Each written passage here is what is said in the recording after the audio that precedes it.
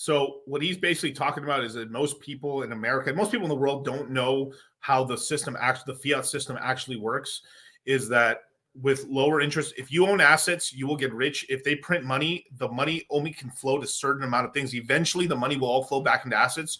So this causes asset prices to rise. But if you are a consumer and don't actually own any equities, don't own any crypto, don't own anything that has a limited supply or a use case where you can actually increase in price versus all the new added money supply and the improvements to the economy, then you will get poorer and you are a slave. Ohioans know, Americans know that our economy fundamentally is not a fair playing field.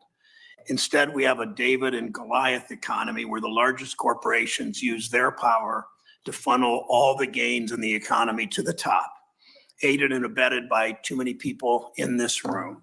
Corporations squeeze every last penny from Americans' pocketbooks and workers' paychecks. They don't even try to hide it anymore.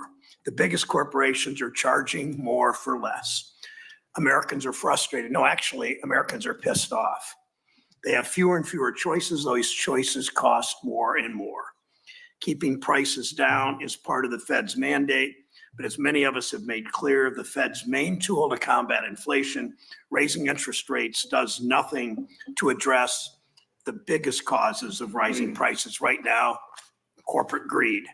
Keeping rates too high for too long. Now Mr. Chairman Brown here is not 100% wrong here. Now, it isn't completely the Fed's fault. The reason that prices have gone this crazy is because two things. One part is the Fed's part. It's the Fed's fault, but it was more of a reaction to what happened in the economy as well, right?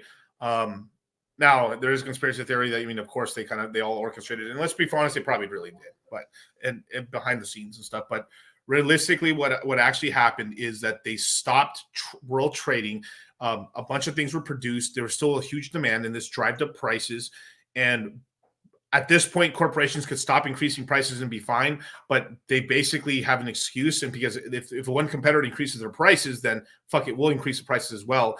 And because essentially across most of the planet, you have more or less monopolies, even though you could have 3 or 4 or 5 players, but there's only 3 or 4 or 5 players. So if we all increase prices, tough titty.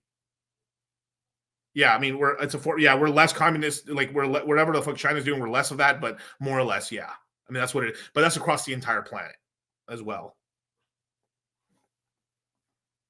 And the reason, and then from there, because the economy was all messed up and everything like that, and then you needed to protect everything from crashing. They were right before the whole pandemic even started. They were printing money to save the banks and stuff. They needed liquidity, but they couldn't do it in the TARP, or they couldn't just do straight up QE anymore to save the banks. So they used this as an excuse. Pandemic, that was a complete lie in order for them to print money to prop up the system from it to actually crash. That's why it happened.